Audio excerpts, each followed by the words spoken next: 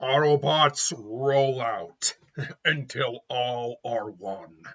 My Optimus isn't bad. I can't really do. I mean, let me put it this way: I can't do the general Megatron voice. I can do the as a. Oh yes. Oh, that's very good. I can do the Beast Wars Megatron, but Transformers one. Transformers 1. The origin story of Optimus Prime, the Autobots, Megatron, where they came from. Well, not where they came from per se. We do know that part, but like they're a little bit of their origins. And the story of how basically Optimus and who was Orion Pax and D6 something, I can't remember his Megatron's original name, basically went from best of friends to, worst of enemies. And I liked it a lot. Is it the best Transformers movie we've had? It's damn near close. The only one I could say gives it at least some competition is Bumblebee. And that's just because the writing is good enough in Bumblebee to give it competition. None of the other ones really have the competition to match, or the writing to match.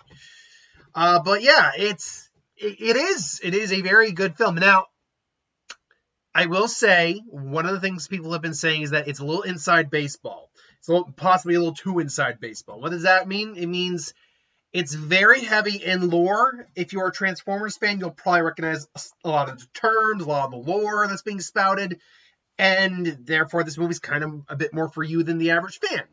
But as someone who's barely got knowledge on the Transformers lore, apart from like the basics, definitely above basic knowledge, but their history and lore, apart from Primus and Unicron, I don't know much about.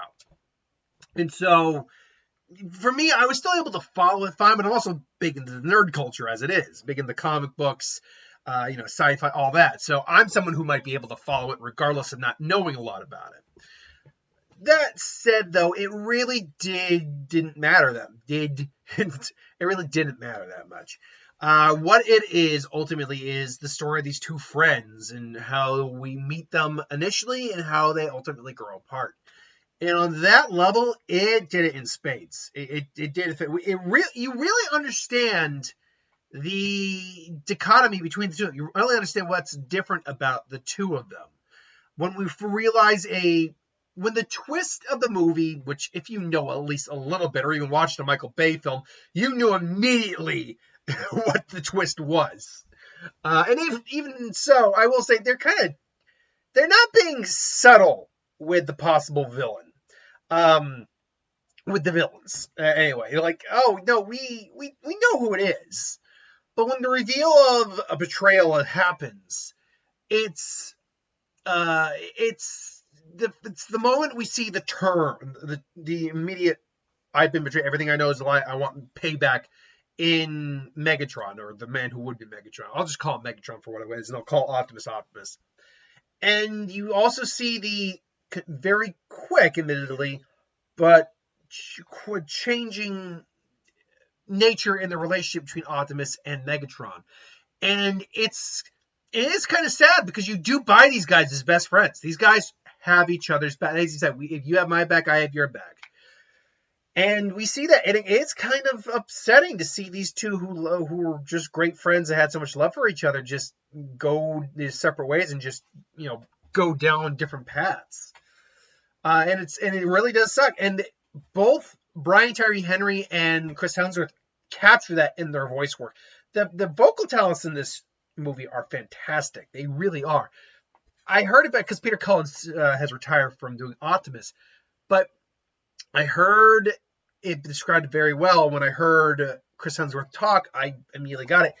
He doesn't sound like Peter Cullen. He's not trying to do a Peter Cullen impression, but you can hear the character of Optimus in the voice. Now, there are points where I am hearing a bit of Thor in there too, admittedly, but that's just the nature of his voice. Can't help that. Megatron, I'll admit, it took me a minute to understand. It's like, okay, this is Megatron. Okay, but I quickly got behind that. Scarlett Johansson as I actually don't remember the character's name. Like, I don't remember which Autobot she is. And obviously Keegan Michael Key as B is just kind of like everything. Like, he is awesome. Alita 1. That's what Scarlett Johansson's one is named. You also get Alphatron, who was one of the few who was like a remaining Prime, played by Lawrence Fishburne. His voice is just awesome. John Hamm is Sentinel Prime, which if you know your Transformers lore, spoilers, you know a little bit about a Sentinel Prime. And then you get a couple more other voice casts all over the place. Steve Buscemi is Starscream, because we see he's in the trailer, so that's not a big spoiler. That is pretty funny in a Starscream. And they even kind of go into the origin of why his voice actually sounds a bit more distorted than it originally did.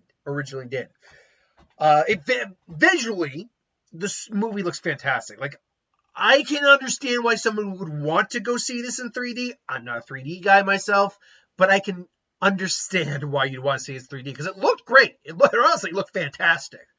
The action sequences are peppy. Sometimes it's a little hard to make some things out. I will admit that. Sometimes there's so much crap going on the screen that's a little difficult to see what's going on. But other times it looks great. Like there's a race sequence in the early part of the film that is fun as hell and looks fantastic. And I like the fight between Optimus and Megatron. It looks great as well. So, and again, it's really about the choices you make and who you want to be, and especially when faith is tested. So it's really done very, very well. Is there any problems I can see with the film? Again, it's a little inside baseball. If you're not a big Transformers fan, some of this will go over your head. Perfect example of 2 inside baseball. When I took my dad to finally see Deadpool and Wolverine, he loved it. With the TVA stuff, he immediately was a little lost because he didn't really like Loki. We never finished Loki. But he was able to just stay afloat just enough to get to where we needed to get to actually finally understand what was going on in the story. But things like that, I feel like there's going to be things like that happening in this movie as well. There's definitely set up for future films. Definitely is. There's things that aren't really explained, but probably could be explained later on. But I mean, I'm kind of well, like not scraping that door, kind of reaching here. I can't think of much else that I would say is truly wrong or bad with the film. It's a good film. It's just a good film. I think Transformers fans are probably going to be the ones who really like this film the most. Don't let how you feel about the Michael Bay stuff impact the way you feel about this. This is, except for the fact that Michael Bay is a producer, and I was surprised myself, like, oh, he produced this. Huh. He just, needs to get it, like Rise of the Machines, or Rise of the Beasts, and Bumblebee, I can understand why he'd have a hand in that, because that is still based off his world. This one had nothing to do with his world. Why the hell is he given a producer credit? I'm very much questioning this. But luckily, his hands are nowhere. His fingerprints are nowhere on the script. If anything, well, you can make an argument they are, but I actually think it's just a great nod. There's a nod to the song in the original movie, the original Transformers movie. You got the touch, you got the power. There's a joke that if you're paying attention and hear, you go, I got you. That was cute. Bravo. But yeah, overall, I liked it. I had a good time. The trailers, I'm trying to remember everything we got. Didn't get Moana 2. I was actually surprised we did not get Moana 2. We got a new trailer for the red one, and they actually played this one up a bit more seriously than they did the previous one. And I'll be honest, I was actually kind of, I appreciate they played it up a little bit more for the serious tone. There is a movie coming out in 2025, January of 2025, called Dog Cop, that's done in a kind of Captain Underpants animation style. And no joke, it's a cop and his, police dog. They get into an accident on the job. And the dog's head's fine, and the guy's head is not, but his body's fine. So they usually just say, and I'm joking, what is the dog's head on the cop's body? Let's do it! So I was like, well, oh man, that's clearly designed for little kids, like a young crowd, because otherwise I really would not be interested in such a film. But because I have a viewer who likes who wishes I could see the animated stuff, I will probably be at that one. Beyond that, though, we have, what's it, The Best Christmas Pageant Ever, based off apparently a book. I'll be honest, I don't have much interest in it. Is there anything else better coming out that week? No, actually, oh no, oh dear, empty, am I might actually have to be at that time. Oh no. Oh no. Then we got, let's see, what else did we get? No, we didn't get Wicked. I'm surprised actually we didn't get Wicked. Nor Moana 2. I'm not surprised about that as well. What else did we, Lord of the Rings, Lord of the Rohirrim. Not a big Lord of the Rings fan, but it does look entertaining. Mufasa, The Lion King. I've already said this. I'm going to be at Sonic the Hedgehog. In which we got Sonic the Hedgehog 3. I'm going to be at that. I'm going to be at the far better film, Sonic the Hedgehog 3. I'm calling it out. Between the two, I'm going to enjoy that one probably far more than I would enjoy Mufasa. I don't know what it is. Something about that movie almost kind of pisses me off, and I don't know why. I think it's just the complete unnecessary existence of the film. The complete cash grab. That's ultimately what it is. That's truly what pisses me off, I think, about Mufasa, is that it's the absolute definition of a cash grab. Because with The Lion King, you did actually have sequels to The Lion King. They weren't that good. They're okay. Like Lion King 2 or Lion King Simba's Pride was okay. It wasn't god awful. It wasn't god awful. It's one of the better direct-to-Disney DVD Disney sequels anyway. But, yeah, first off, you're doing a prequel, which no one asked for the origin of Mufasa. We know Mufasa, he was the king. We don't need to know, because we know where it's going to end up. So,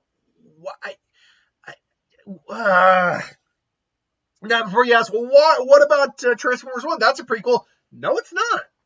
That's an origin story.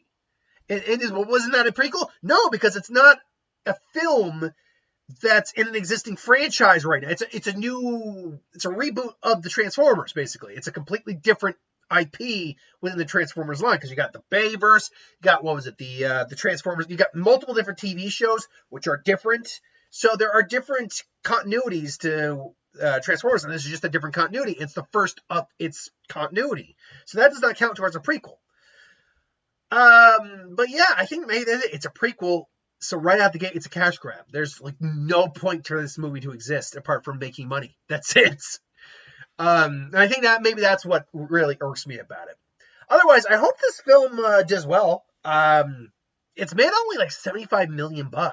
That's the insane thing. It's made on a really small budget. Well, actually, it's made on $75 million. It's probably got about 50 in marketing.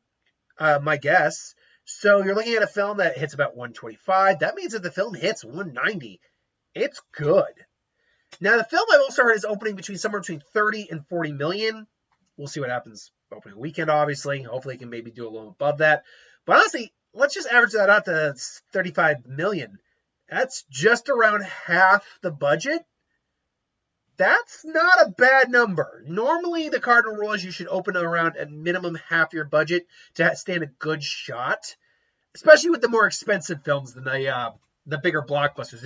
Because honestly, opening around half your budget, if you're like, say, a $10 million film with like $10 million in marketing, so you need $30 million, and only opening on 5, that's no good. With those smaller ones, you actually got to go backwards. You actually got to hope you are going more than like 1 times your budget. But with something like in the multi-million dollars, then once you can get like to at least half your budget, then we're starting to talk about possibly profit. And the Transformers being animated, kid-friendly, 4-quadrant film, going to hopefully bring at least some of the Transformers crowd in. And Transformers is big internationally. That's where a lot of those numbers came from for the Michael Bay films. So we'll see what happens. We'll see what happens with this film. Till then, thanks for watching. Hope you enjoyed. Like, comment, share, subscribe, and I'll see you folks for the next one.